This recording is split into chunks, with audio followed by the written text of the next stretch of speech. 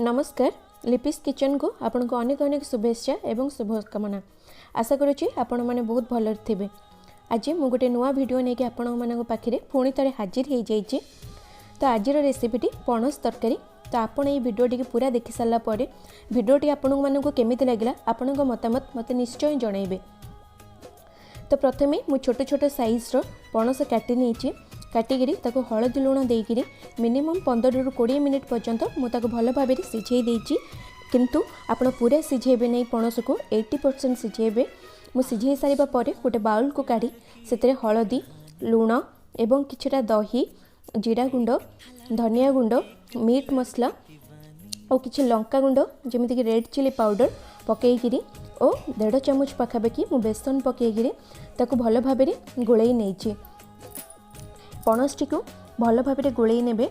तापर देखंतु मु गोलई सारिबा परे सेतिरे सब मसला ऐड करि सारिबा परे लास्ट को मु सेतिरे किछि तेल ऐड करिछि। ए सब प्रोसेस रे आमे सोरिष तेल ही व्यवहार करिबा। पणसटी आपण रेसिपीटी तैयारी करि सारिबा परे आपण को मांस तरकारी परि लागिबो। तो देखंतु लास्ट को मु सोरिष तेल ऐड करि सारिछि और ताको भल भाव मु गोलई नेछि। गोलई सारिकरी मु ताको 5 ରୁ 10 मिनिट पर्यंत रेस्ट करने छाड़ी देती। भल भाव गोलई सारिबा परे मु ताको रखी देछि गोटे साइड रे। वर्तमान मु पैन पके ताको गरम करिछि किछटा सोरिष तेल पकेइकरी पैन टी गरम हो सारिबा परे आमे आगरु गोलई रखिथिबा पणस को ताको भाजिबा। पैन टी देखंतु वर्तमान मोर ताती जाइछि। वर्तमान आमे सेतिरे पणस सब ऐड करिबा। भल भाव मु तेल टिके स्प्रेड कर दउछि। कर सारा पर आम पणस तक ऐड करवा। तो देखो आगु गोलई रखि सब पणस को गोटी गोटी करी भाजुची। तो पणसटी गोल्डन ब्राउन हेबा पर्यंत ताकू भल भाव एपट सेपट करी भाजी नेबा। देखो यहीपरि हिसाब रे आपण भाजिबे। भल भाव गोल्डन ब्राउन हो जाइए आपण देखि पारुथिबे। वर्तमान मु ताकू गोटे प्लेट को काढ़ी नेछि। काढ़ी सारिबा परे आमे फोन थरे गोटे पैन बसई से सोरिष तेल आम ऐड करवा। तो सोरिष तेल 3 ରୁ 4 चामच मु पकई सारिबा परे आमे सेथिरे किछटा गोटा मसला ऐड करवा। जेमिति कि गोटे तेजपत्र गुजराती 2टा आउ दालचीनी गोटे आउ लवंग आउ गोलमरीच मु ऐड करिछि।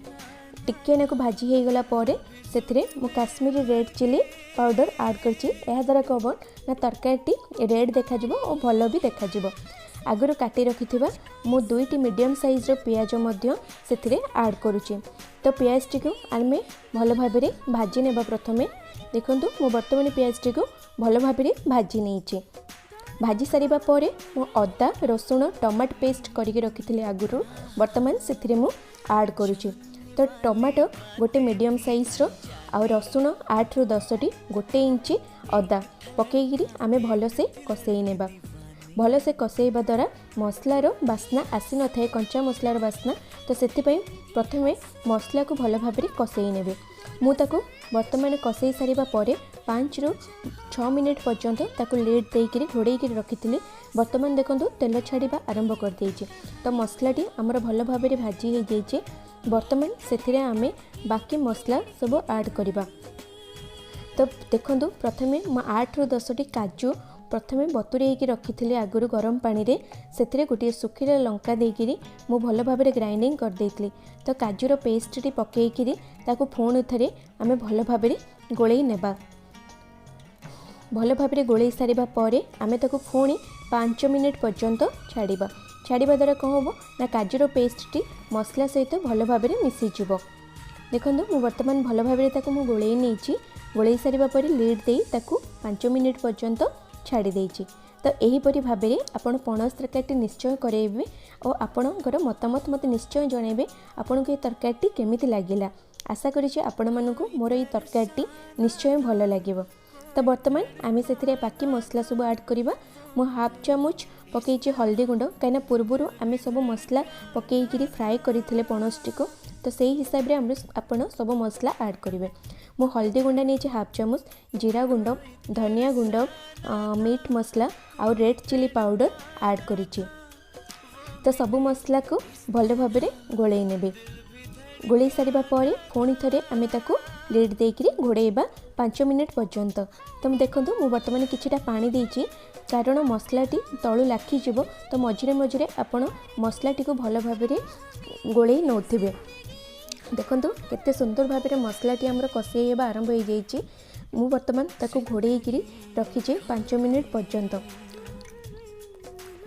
देखंतु वर्तमान मसला तेल छाड़िबा आरंभ कर देइछि।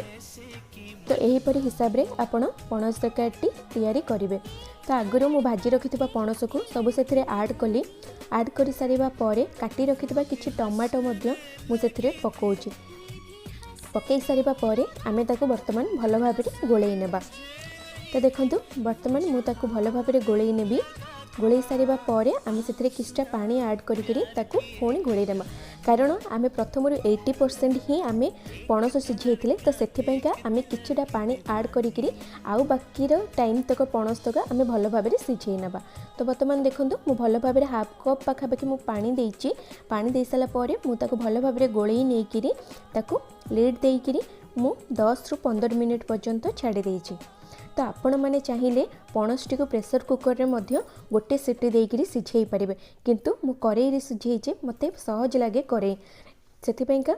देखंतु वर्तमान मु ताको भल भाबरे गोळेई नेइछि। वर्तमान आमर तरकारीटी प्रस्तुत हो सारी बहुत सुंदर भाव में प्रस्तुत हो सारा पर मुझे गोटे प्लेट को मध्य काढ़ी नहीं। वर्तमान प्रस्तुत हो जाइए आमर पणस तरकारी। आपण मानक वीडियोटी केमिति लागला लाइक शेयर सब्सक्राइब निश्चय करेंगे। रही नमस्कार, जय जगन्नाथ।